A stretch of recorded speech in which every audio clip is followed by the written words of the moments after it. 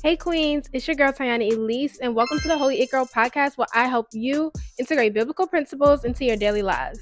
So today the topic is how to spot the tactics of the enemy and overcome them. Because your girl been getting beat up recently, and I've been talking to my brothers and sisters in Christ, and they've been getting beat up too. So the enemy has been working recently in a lot of people's lives, and I'm recognizing like this is a theme, and I just felt led to talk about it. And so this is actually going to be a 3-part series because there's a lot to cover when it comes to this. The first part, which is going to be today, we're going to talk about how to identify the tactics of the enemy, because a lot of us don't even realize we're getting beat up. Like, you just think you're having these thoughts because you're having them. You don't even realize it's an attack. And how can you defend yourself against someone that you don't know is beating you up? So that's going to be today's, is identifying what are the tactics of the enemy. Then part 2, the video that will be after this, will be how to overcome those attacks. Because now you're identifying them, but how do I overcome those attacks when they come? Because it's easy to kind of say, oh yeah, I know I'm being attacked, but it don't mean they're not stepping on your necks. It don't mean you're not getting hit up in the head and don't know what to do. Okay, so we're going to talk about that. And then the third episode, we're going to talk about how to discern God's voice from the enemy, because that is also a big one. And that also was really getting me down for like 2 weeks in this month. So like I said, today we are going to be focusing on how do you spot and identify the tactics of the enemy. Let's get into it. In order to break this down, we are going to be reading the book of Nehemiah, chapters 4 and 6. Just a little background of what led me to talking about this. Y'all, when I tell you I have been going through it, but the great thing about our God is he's always going to explain what's going on. Even if the enemy is attacking, God is still working. And so through my quiet time with him, I started to recognize that he was allowing the enemy to test me. He was allowing me to be tested so he could build my wisdom, so I could discern his voice better. And so also, so I can come on this podcast and talk to you all about it, because all of you all are going through the same things. God really showed me is that a lot of times we're just praying that the enemy doesn't attack and to be covered. And yes, we can do that, but we need to be prepared because he is going to attack. When you become a child of God, welcome to the club. Like, you become a target for the enemy. When you were out in the world just doing whatever you wanted to do, it didn't matter. But now you're working towards purpose. Oh no, the enemy cannot have that. So welcome to the club. Sorry to tell you, this comes with the territory. This comes with the inheritance. You have a target on your back. Yes, we want to pray against the plots of the enemy, but we also want to take proactive measures and to be expectant of the attacks, so that when they come, we know how to handle it. We know how to overcome it instead of allowing it to just kind of drown us. We can actually overcome them if you are able to identify them. So today we are going to be breaking down Nehemiah chapters 4 and 6. I think Nehemiah is a great book to read. There's even chapters dedicated, the ones we're going to read, to the opposition of the enemy, and we get to see the enemy's attacks in full effect. So a little background for those that haven't read the book of Nehemiah. Nehemiah was called to rebuild the wall of Jerusalem, and that was the assignment God called him on. But when he went to go rebuild the wall, there was an enemy, or there were enemies who didn't want him to actually rebuild this wall.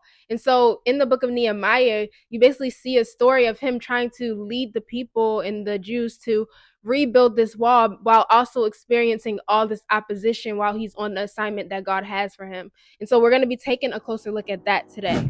When Sanballat heard that we were rebuilding the wall, he became angry and was greatly incensed. He ridiculed the Jews, and in the presence of his associates in the army of Samaria, he said, "What are those feeble Jews doing?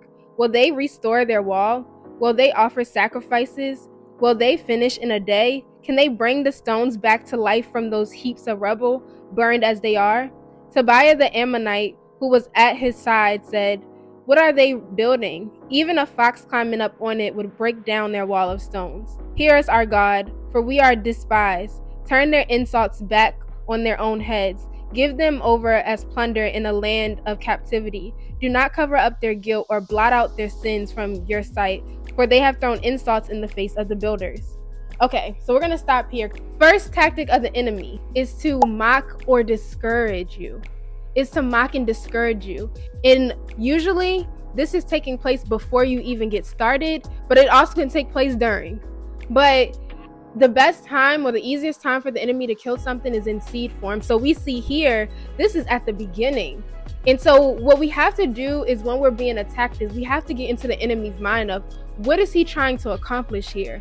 He's trying to kill the wall being rebuilt before they make progress, before it even is complete. Because if he can discourage them to a point where they don't even want to start, or discourage them to the point where maybe they started but now they don't want to continue, then his goal is achieved. This is a tactic of the enemy. It is discouragement, and discouragement can come from external factors or internal factors. For example, maybe God called you on a task or an assignment, and you go and tell people that about this vision that he gave you, or about this, what he's telling you. And you tell them, and then they come back with discouraging words of telling you why that can't happen, or why that's not possible, or when they tried to do the same thing and it didn't work out. And so now, tactic of the enemy, because the enemy works through people. When we read this chapter, and as we continue to read it, we're going to recognize that the enemy is continuously working through people. And so in the situation of God giving you a vision of what he wants you to do, and someone speaking fear into your plans, maybe he called you to move, and you want to move, and when you go tell your family about it, they have all these reasons why it's not a good idea to move to that state, or all the bad things in the news that they heard about that state. So now you're discouraged to move forward. And when we see here, we get to actually get in the mind of the enemy here, because it says, when Sanballat, hope I'm saying the name right, heard that we were rebuilding the wall, he became angry and greatly incensed. It shows that he was angry. He saw Nehemiah rebuilding the wall as a threat. You are a threat to the enemy. He wouldn't be attacking you so hard if you weren't a threat. And so a lot of times we are looking at the discouragement, and we actually look at it from the wrong perspective, because it's not about whether you're good enough. The true question is, why am I feeling discouraged? Is this the enemy trying to keep me from doing something that God is calling me to do? The enemy wants to stop you from starting. He wants to stop you before you even see the potential of all you can accomplish, of all you can become. And so when you give into the lies that he is telling you, or trying to convince you to believe about yourself, you are allowing him to win. An internal example is that idea that God gave you, but you are telling yourself you're not good enough. You are telling yourself all the reasons you're not qualified. This is a tactic of the enemy as well, because within us, we are being led by spirit. But if you're not being led by the Holy Spirit, you're being used by the enemy. It's only one or the other. And it's that black and white. There is no in between. You're either being used by the Holy Spirit, or you're being used by the enemy. You have to question yourself and ask, are these thoughts of God? Or is this the enemy telling me these thoughts? Because once you really sit with yourself on the thoughts that you're having, you'll start to recognize that these thoughts of discouragement, these thoughts that say I'm not good enough, these thoughts that are making me feel shame of my past failures are not of God. And so you'll start to identify, oh, this is the enemy. Like, he wants me to give up. When you realize that the enemy wants you to give up, that needs to be your motivation to keep going. But that's next video, because we're getting into it, okay? But we see here, this is at the beginning of the rebuilding. And this is why it is so important not to speak on your ideas before God has told you to. Because as soon as you open your mouth, opposition comes. And obviously there are some times where God is going to have you seek wise counsel, but you need to be making sure this is the time he's telling you to do that. And you need to make sure that you are talking to the right people, and you're not just out here telling your business, especially when it comes to relationships as well. Yes, God can put mentors in your life to help you with that relationship, but keep it to yourself until God tells you that it's everyone's business. People are so quick to just want to put things on display, and you need to take time in the secret time with God for him to cultivate it. Because if you put something out there too soon, the enemy can destroy it before you even recognize the potential of what it could be. And we actually see this in the book of Nehemiah chapter 2. I'm not going to read it, but I'm going to kind of just talk about it. But Nehemiah, when he first went to go build the walls of Jerusalem, he didn't go like, hey, I'm here, everyone. He went with a few people that he trusted to go inspect the wall for himself and to see what needed to be done. He didn't go around telling everyone, yeah, I'm coming to rebuild the wall. No, he wanted to go see what needed to be done first quietly. He went at night when no one was around just to see what needed to be done. And a lot of us need to take the same approach to the assignment that God has for us, is seeing what needs to be done and keeping that mouth shut. When you get in the new relationship, keep the mouth shut. See what needs to be done. See how y'all work together first. See the trials that y'all have to overcome first. It's not everyone's business yet. When you get the new idea, I know you're excited. Keep that mouth shut and get the instruction first. Because once the enemy caught wind that Nehemiah was rebuilding the wall, opposition came. That's exactly what happened, and now we're here. But obviously opposition is going to come eventually, but Nehemiah was spiritually strong enough to endure the attacks. He understood what needed to be done. He already had clear vision. He already had clear instructions. So when the attacks were coming, they were just bouncing off of him. Like he was just keeping it moving. Because he already knew what needed to be done. He had clear vision. A lot of us are speaking before we have clear vision. And this is why nothing ever gets done. Because you're speaking on it before you even know what it is. Okay, now if we continue to starting at verse 7, it says, "But when Sanballat, Tobiah, and Arabs, the Ammonites, and the people of Ashdod heard that the repairs to Jerusalem's wall had gone ahead and that the gaps were being closed, they were very angry. They all plotted together to come and fight against Jerusalem and stir up trouble against it. But we prayed to our God and posted a guard day and night to meet this threat. Meanwhile, the people in Judah said, 'The strength of the laborers is given out, and there is so much rubble that we cannot rebuild the wall.' Also, our enemies said, 'Before they know it or see us, we will be right there and among them and will kill them and put an end to the work.'" Now they're almost halfway done. And now the enemy sees this and puts the second tactic into play. He gets them to focus on how far they have to go. Now, because if we look here, it says, "Meanwhile, the people in Judah said, 'The strength of the laborers is given out, and there is so much rubble that we cannot rebuild the wall.'" If the enemy cannot stop you from starting, while you are rebuilding, he will get you to focus on how big the task is. Because if you start to look at the task from your own strength and not pay attention to the person that's behind you, God, you'll start to become overwhelmed. You'll start to feel like it's no point of me continuing to go on. Like this can never be done. How many of y'all have felt that way? Put it in the comments if you ever felt that way. Me, I'm building Holy It Girl right now. And when I tell y'all, this is not an easy task or assignment that God has for me. Holy It Girl has so many parts when it comes to this podcast. There's the social media posts, there's the mentorship program, there's the Bible studies. There's a lot that goes into me building this, and it can become discouraging when I look at all that God, there's more that I have to build. And when I'm looking at everything that God wants me to do, I'm overwhelmed. And so the enemy recently has been getting in my mind and making me feel like I can't do this. This is too much. There's no way that I can do this. If the enemy cannot stop you from starting, once you start, he can get you to focus on how big the task is. To the point where some days I'm like, God, I don't want to do this no more.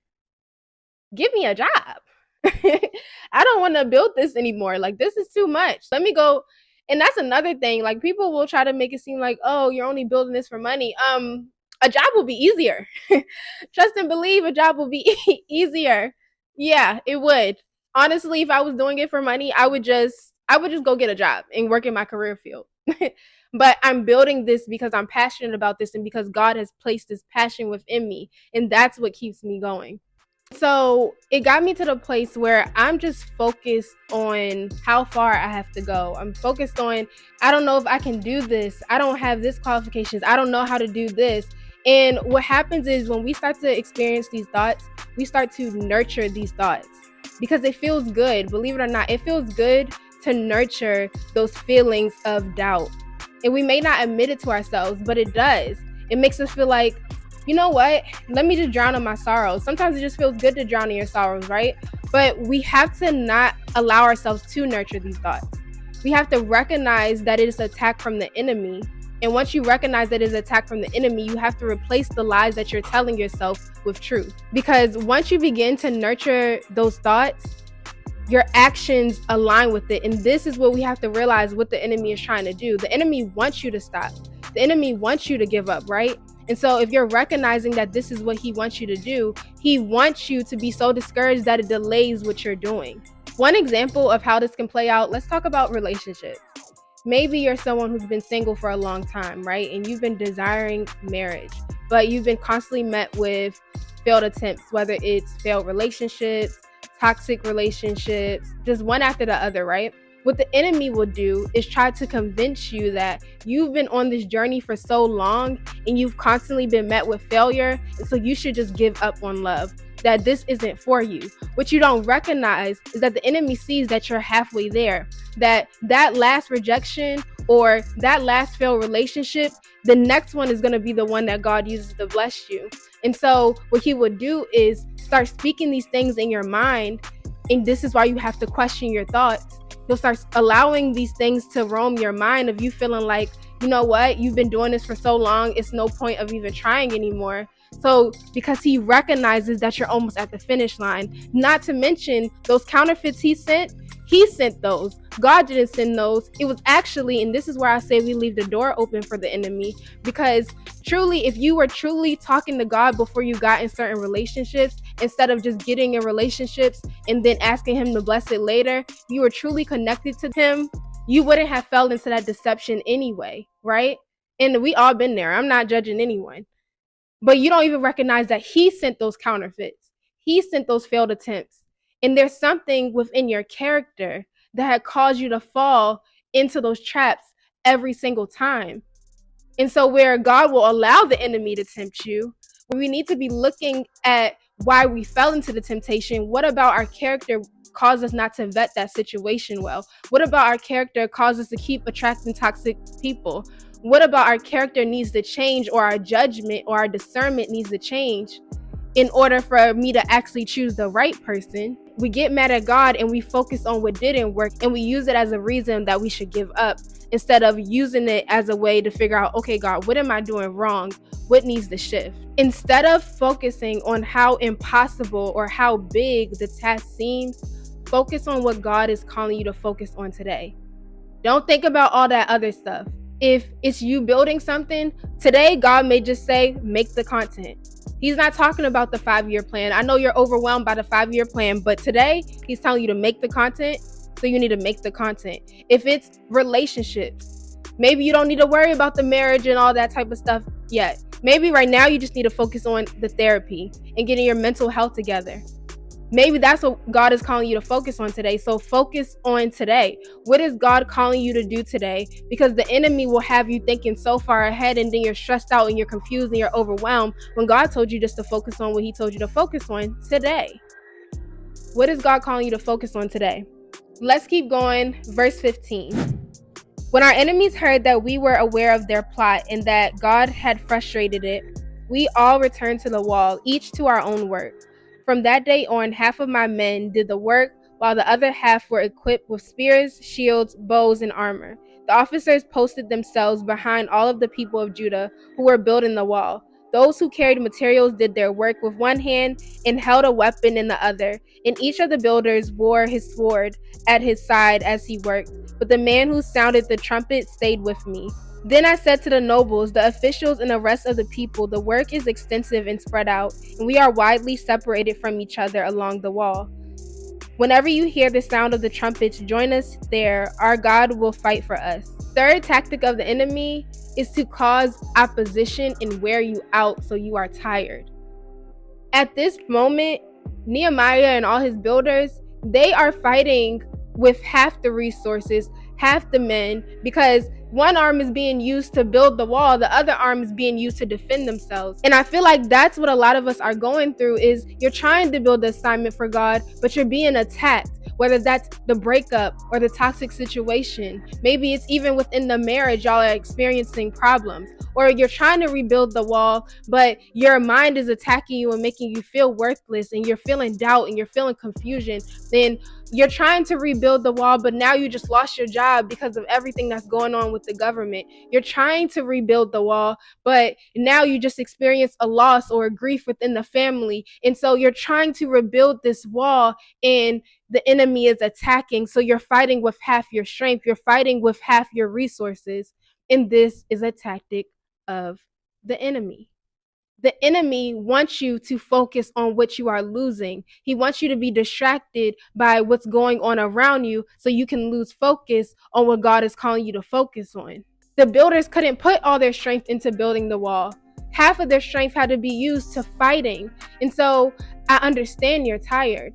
I understand that it's hard. I'm not negating the fact that what you are going through is hard. I don't want us to feel like we can't take a moment to feel our emotions, because it is hard. It is tough. There is an enemy. You are fighting an uphill battle, but you have to recognize that he wants you to give up.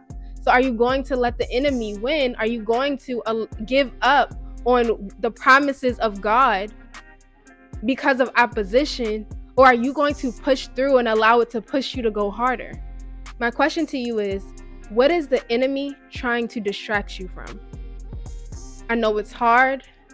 I empathize with you. I really do. But you have an assignment.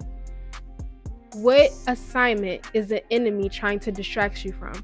You need to identify the distraction, and you need to identify the assignment, and you need to focus on the assignment. Now let's go to chapter 6, starting at verse 1. It says, when word came to Sanballat, Tobiah, and Geshem the Arab, and the rest of the enemies, that I had rebuilt the wall, and not a gap was left in it, though up to that time I had not set the doors and the gates, Sanballat and Geshem sent me this message. Come, let us meet together in one of the villages on the plain of Ono. But they were scheming to harm me, so I sent messengers to them with this reply. I am carrying on a great project and cannot go down. Why should the work stop while I leave it and go down to you? 4 times they sent me the same message, and each time I gave them the same answer. The fourth tactic of the enemy is he will send a distraction that is really a trap. And in this moment, the wall is rebuilt. It just needs the finishing touches. They're at the finish line, and this is where he will do it. You're almost done. You're at the finish line. Whoop, there goes the distraction. This can look like you going into that new relationship, the ex spinning the block. Or maybe you've just reached your point of healing. You've done therapy for the past 3-4 months, that ex spinning the block. Distraction. Maybe this looks like you talking about how you need to save, and you've been doing good on your saving when it came to your money and your finances. But your friends throw that trip in the group chat right before you make that purchase that you've been saving for. And now you're like, oh, should I go? I can just take an extra month or 2 and save it back up. Distraction. We need to recognize these tactics, because it's so easy to fall into the distraction if we don't recognize and identify it as it is a tactic of the enemy to make us shift focus. You're almost at the finish line. Why would you allow the distraction to mess that up? You're almost at the finish line. If the enemy can get you distracted, he can delay your promise. And so you have to recognize when you're choosing the distraction, you're choosing the delay. Even if the distraction is that Netflix show, you may need to give it up. Whatever the distraction is, give it up, because it's not worth the cost. You're delaying yourself. Then we're frustrated at God because we don't see the fruits, or we don't see the results, but you don't recognize that you're constantly falling into the distraction. Starting at verse 5. Then the 5th time Sanballat sent his aide to me with the same message, and in his hand was an unsealed letter in which was written, it is reported among the nations, in Geshem says it is true, that you and the Jews are plotting to revolt, and therefore you are building the wall. Moreover, according to these reports, you are about to become their king, and have even appointed prophets to make this proclamation about you in Jerusalem. There is a king in Judah. Now this report will get back to the king, so come, let us meet together. I sent him this reply. Nothing like what you are saying is happening. You are just making it up out of your head. They were all trying to frighten us, thinking that their hands will get too weak for the work and it will not be completed. The 5th tactic of the enemy that we're going to talk about today, because there's even more, and I think we will get more into other tactics on episode 3 of the series. The 5th tactic of the enemy are rumors and lies. Okay? At this moment, the wall was rebuilt. And so the enemy could no longer stop them from rebuilding. So the mission kind of changes a little bit, because when he sent the letter and the letter was unsealed, When he sent the letter unsealed, it was because he wanted people to read it. And so rumors would start as if they're trying to start a rebellion. And so now the tactic was to use lies and slander to make it seem as if Nehemiah was trying to commit treason, thinking that this was going to put an end to everything. Mind you, this is at the point where the wall is already built now. So now that he's trying to tear him down, tear the person who was leading it. We also, when we were reading here, we see that the enemy was persistent. When one tactic didn't work, another one came. When that one didn't work, another one came. At this point, it was out of desperation because they couldn't have stopped what was already there. And so when we look at the fifth tactic of the enemy, it's rumor, slander, and lies. That is another way that the enemy can attack you. But you have to recognize that that is what's happening. The enemy can work through people to tear you down, whether it's gossip, whether it's slander. And if what will happen is we will take that gossip and what people are saying about us, and it will make us want to retreat. It will make us want to dim our light. It will make us not want to show up. It will make us want to go into hiding, right? But that is a tactic of the enemy because he sees your purpose. You're already there. You're already in position. Sometimes we can get so focused on what people have to say about us, what they're going to think. And honestly, there may be times where there are false accusations against you, where you feel like, I didn't do this. And so it really gets to you, right? It makes you want to stop. But this is why I'm creating this video. You have to recognize it for what it is. It is a tactic. And you can either rise to the occasion, because here, Nehemiah, he straight said it was a lie and he kept it moving. But there are some people, when there be an attack like that and they don't recognize what's going on, because the enemy is doing this because they see how powerful he is. It's not because he's weak. It's not because it's true. It's because the enemy doesn't fight fair. Desperate times calls for desperate measures. And so he sees you progressing and he's like, what can I do to tear this person down? And sometimes we allow him to win when we do retreat. Another way, when we're talking about lies and slander, maybe someone is saying something that you already have insecurities about. Maybe you feel like there's some truth to what's being said and you already have insecurities about it. You don't think the enemy knows you have those insecurities? That's why he can attack you there, because he's watching you. He's constantly on the prowl. We see that in Job 1. He's constantly looking for someone to devour. And so you think it actually, what someone says is confirming the insecurity you already feel, not recognizing that no, the enemy is working through them to push those buttons, to cause you to dim your light. And I'm emphasizing again, this is at the point where the wall is already built. And this is why you see, I think a great example of this is you'll see so many celebrities, once they get to the top, now everyone wants to tear them down. Once they get to the top, now they make one mistake, everyone is quick to cancel them. People are just looking for a moment to tear them down because their wall is already built. And so the only thing left, instead of stopping them from getting there, the only thing left is to tear them down while they're at the top. I honestly empathize with people in power and leadership positions, creators, influencers, pastors, all that, because when people put you on that pedestal, they're just waiting for the opportunity to tear you down, as if you're not human, as if we all don't make mistakes, as if your dirty laundry, if it came out on the forefront, that people wouldn't be looking at you crazy. We all have skeletons. We all have things that from our past that we're probably not proud of. But once y'all start to put someone on that pedestal, quick to tear them down, quick to cancel them, which is not of God. Cancel culture is not of God. So if the enemy cannot stop you from building, he will try to tear down what is built through slander and through lies. Recognize it. You think they're just talking about you because you really aren't that good of a person and you're internalizing everything that they're saying. Whole time, what's that saying? What did it say? You ain't got no haters, you ain't popping. Okay? People are going to talk. It's okay. Let them talk and keep moving. What does God say about you? It doesn't matter what they say about you. And honestly, I want to say a lot of these steps can go for marriage too. Because if we go back to the first step, before you even get in a relationship, the enemy may be attacking you through insecurities. You feeling like you're not good enough. Or maybe people are giving rumors that are making you hesitant. When it comes to even what we're talking about now, when you actually get into marriage, a lot of people think once you get into marriage that it's going to be all cookies and cream. Ooh, we made it. No, now you have greater attacks. Now the enemy is trying to tear down the covenant. you're getting attacked either way. If the enemy can't stop you, he's going to try to stop you on the way to the marriage. And then once you get married, he's going to try to break that covenant apart, because the enemy comes to kill, steal, and destroy.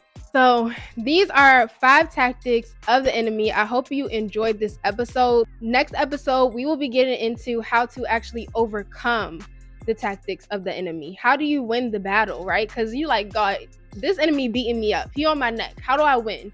And I'm going to go over that now that you have clarity on some of the tactics that he will use. Don't forget to subscribe so you can catch the next episode. Don't forget to like and comment and share any other revelations or any tactics that the enemy has been using in your life. Share with me. I want to kind of hear what he's been doing, or if any of these resonated with you.